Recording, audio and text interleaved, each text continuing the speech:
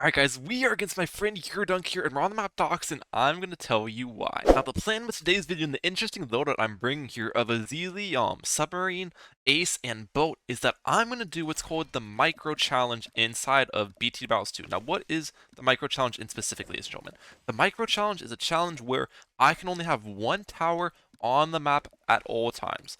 So I can have a boat on the map, or I can have an ace on the map, or I can have a sub on the map, or I can have a Zeely on the map, but only one at a time. Now I can sell it and replace a new tower, but the thing is, how far can I go with only one tower on the map at the same time? And the reason I have these towers in my loadout is because these are ability-based towers, essentially. I have the bow pull for ZMGs, I have the Tsar bomb for insides, and I also have the first strike capability as well from the submarine. Also, a Zeely is going to come into play later in the match, which I'll tell you guys about later. That will be Zeely's an interesting twist here. Zeely's an interesting twist. But yeah, shout out to my boy YERDUNC here. He does have a YouTube channel. Go check him out in the link in the description. He is opting to help me out here by stalling these rounds and just defending AI and everything. And he's going to be very helpful here. So I am going to be able to survive as long as possible. We need to get our can ship up here as soon as possible. And also, we're going to be max equaling these rounds because we need to make sure we have money to micro tower. So max equaling is very important. Let's get my can ship up. Perfect. Awesome, awesome, awesome. And you might be wondering, Ryan, you should go for your hero, shouldn't you? Well, I almost went for my hero as well. You know, it's a muscle memory type thing. But again, guys, we have to remember one tower at the map at all times is what we have to do here. So we can't go for a hero. We can't. It wouldn't be good, you know? It would be a bad decision, essentially. Now, I know that ISAP has done a video doing this challenge in BT Battles 2 before, so he is the first one I've seen a video, and the only video I've really seen of someone doing it. But he actually ended up dying to the round 50 BAD.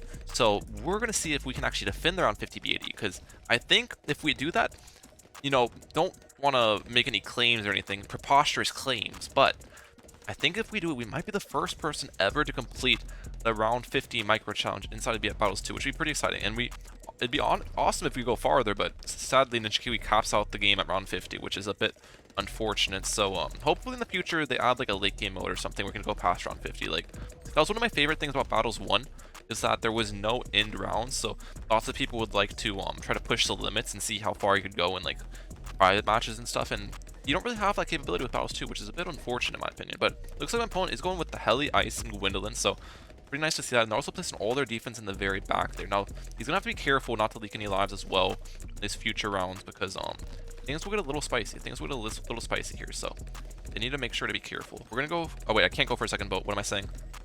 All right, hopefully we don't die here. We're actually gonna save up for monkey pirates because I can't place any more defense. Remember, I only can place one tower, ladies and gentlemen. I can only place one tower. We're gonna boost. All right, we're good. We're good. I need to upgrade this to a monkey pirates before I go farther. There we go. Now I'm good. We'll give him a little wave of approval there. Now we have the monkey pirates up and we should be decent. Now, in a normal match, obviously I just go for like another boat there against yellow balloons, but in this circumstance, I can only have one tower on the map, so I've got to upgrade this. And then we're Gucci. And then we're Gucci there to continue with our eco. And this should be able to handle stuff for a while, I'd imagine. We also made sure to get the bottom crosspath on it for when camo balloons come around, because we got to make sure... Oh, wait. Let's make sure they don't leak here. Okay. A little scary, not gonna lie. Hopefully my opponent plays safer. I need to make sure that they're not leaking as well, because for the game to pass round 50, guys, we both need to stay at 150 lives here. So hopefully they go for like a razor rotors or something on their side, so it doesn't... It looks like they have an ice shards up now. The ice shards should be able to help very... Okay, yeah, they're good. They're good. Awesome. Awesome sauce there.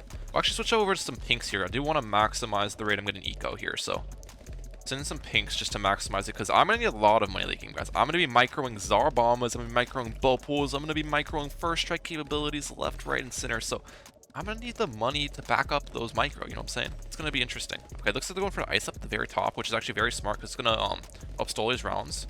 Make sure that they don't leak here. All right. Looks like they're good. Now, I'm not gonna have to micro stuff for a while though, because this boat should be able to handle a decent bit, right? I would think it's gonna handle to... Well, actually, ceramics and stuff might get through it. Because I'm thinking I'll have this boat, and I don't know if I should go for a pirate lord on the boat or if I should go for an ace next. Because I'm thinking maybe I'll sell the boat eventually and go for like a specter into a flying fortress. And the flying fortress should be able to carry me for a while once I get that up, because that's a pretty strong guy, right? Flying fortress is a pretty powerful upgrade there, so I feel like once I get that up, we'll be chilling for a while. But I don't know if I should go for a how expensive is the Spectre in the first place? I've like never gone for that tower before, so I don't even know how expensive some of this stuff is, dude. I don't even know how expensive some of this stuff is. I don't really use Ace in loadouts, you know? Also, this boat is like kind of struggling against pink balloons in the AI. I'm not lying, like, dude. I don't like it how far these balloons are getting sometimes. I'll be honest with you guys. I don't like it how far these balloons are getting. It doesn't look scary, but remember, one life leaked, guys, and it's bad for us. One life leaked, and we're gonna have to retry the entire thing because my opponent can't really make themselves leak like 3 lives very easily because it has to be like a very minuscule amount of lives they've got to leak to be able to hit the right spot, you know?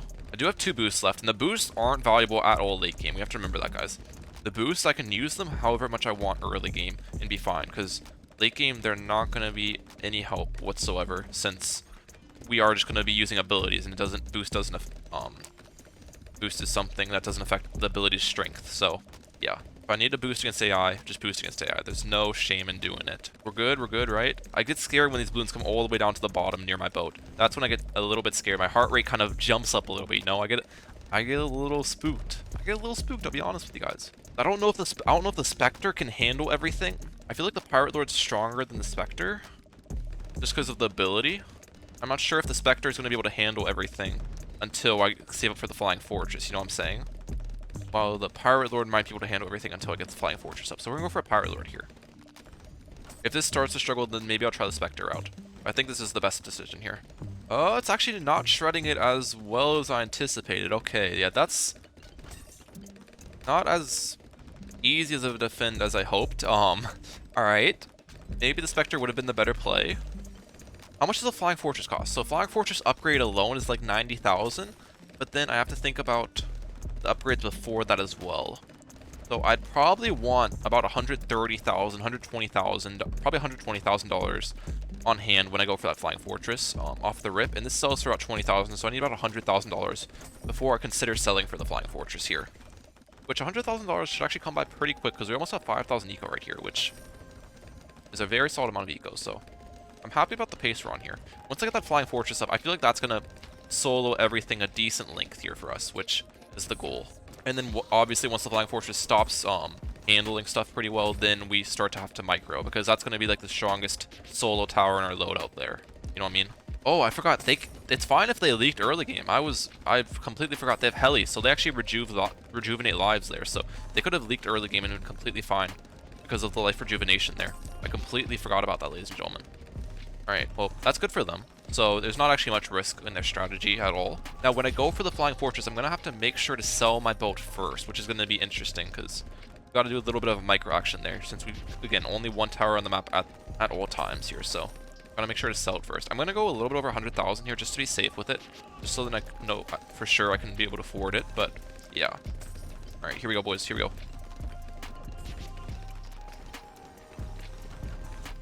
Alright, we got that up. Perfect, perfect. Now I'm going to send some actually zebra... No, I'm going to send some purple eco now. Hopefully they'll be fine against this. I don't want them to die against my eco or anything. I think they'll be good. Oh, they also have 765 lives. Yeah, they'll be completely fine. They'll be completely fine there. Alright, this Flying Fortress should be able to solo for a while. We had to get the middle crosspath on it, obviously, for camo detection purposes, but this guy's really strong, so I'm pretty confident in our defense here. Pretty confident in our defense. Alright guys, Flying Fortress is actually kind of struggling against these fortified mobs in round 32. That is not a good sign for this.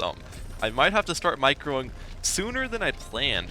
Maybe I should have brought Super Monkey instead of Ace. That's one thing I was actually thinking. Super Monkey instead of Ace probably would have been a better move, because then I think an anti-balloon would outlast the Flying Fortress, and I also have the ability with the anti-balloon, which is probably better than a Tsar Bomb ability in this case, because anti-balloon ability will cover most of the map anyways. So maybe Super Monkey instead of Ace would have been a better move here, but you know, we'll still rock with it. I still think I have a decent chance of going around 50. It's just kind of scary seeing how far some of these AI has already pushed against the Flying Fortress when this is like a very expensive tower, you know? Oh, we also should switch the pathing of this. This should be going the other way. Yeah, the other way is going to be much better for defending these balloons, because now it's going to the opposite direction that the mobs are coming. Alright, we have $500,000 on hand now, which is pretty solid. We got some nice money on hand, which is exactly what we're looking for here.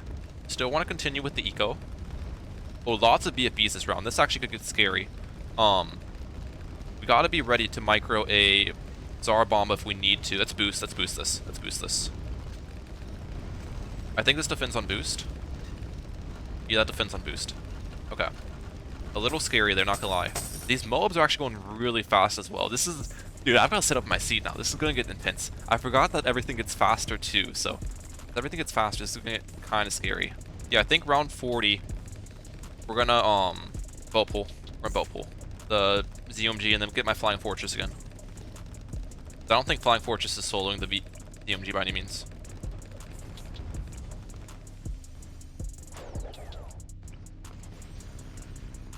Alright, there we go.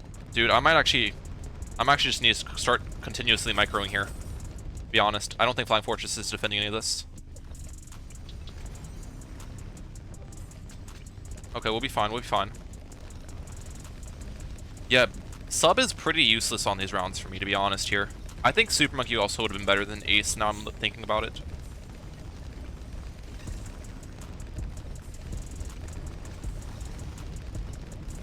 Wait, why did that not work? Okay, we're good. I forget how scary AI gets on these rounds, because you never go to these rounds in actual games here in Battles 2. Maybe we go for a boat pull here. I think boat pull might be better against fortified BFBs when they're like coming out like this. Boat pull is definitely better against ZOMGs. ZOMGs, boat pull is 100% the move. Now we're gonna go for an ace here.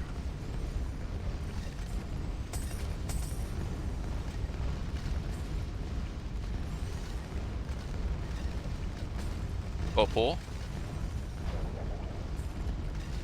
Boat pull. Alright, we're good. Just gotta warm up my micro now. Round 45, ladies and gentlemen. We're getting there, we're getting there. Oh, this is with DDTs, isn't it? It doesn't even one-shot them? Oh, that's scary. It doesn't even one-shot DDTs, bro. Okay. So fortified DDTs are gonna be a lot of abilities. Alright. We're good.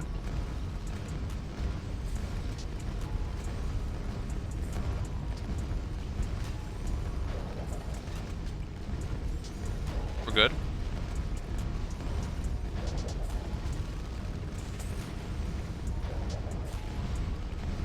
Alright, I think there's DTs this round, maybe? Not sure if there's DTs this round.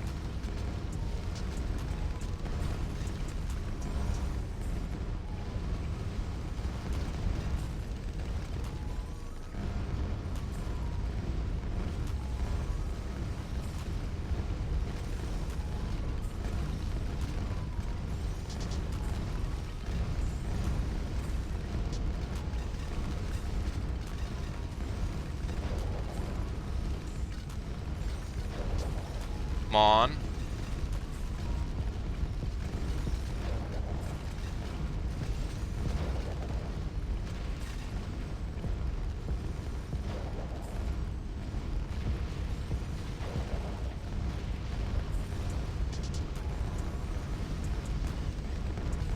There might be DTs this round.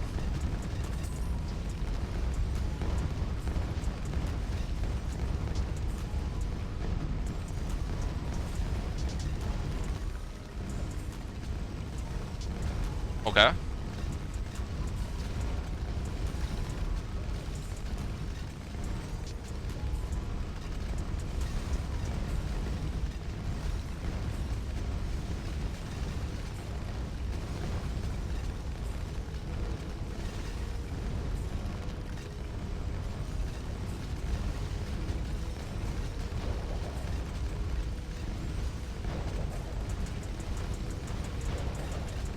Okay.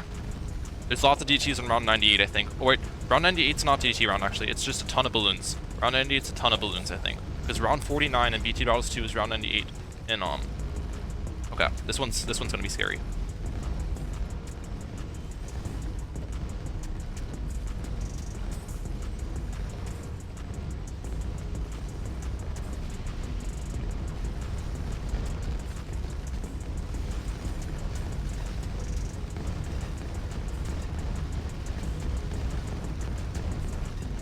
Come on.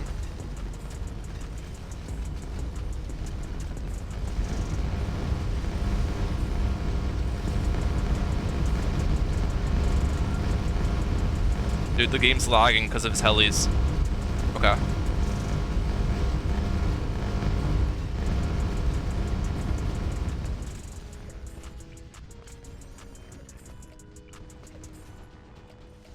We gotta go level 20 here.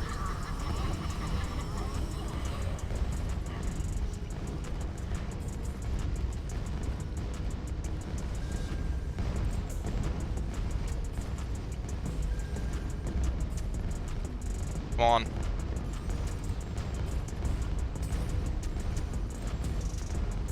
I can't figure out my binds for the sub, dude. Yeah, we gotta go level 20 Azili again.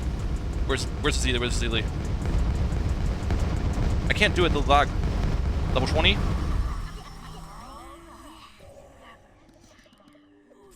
Send him DTs. There we go. Okay, we're gonna send them now. We'll see if they can defend, just for the fun of it, ladies and gentlemen. We won. We beat it. We beat round 50. Let's go. Oh, man. We finished the micro challenge. Now we can see if they can defend. Let me turn down the volume a little bit for you guys, because the helis are absolutely destroying my ears. They're shredding, actually. They're defending them pretty well. That was all the money I had, so... Did you guys like that Azili play on round 50? That was the only way I could think of defending the bad.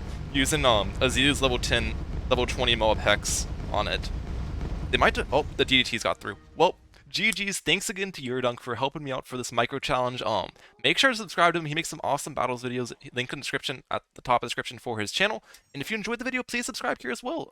Yeah, Mehalic out. Peace, lads.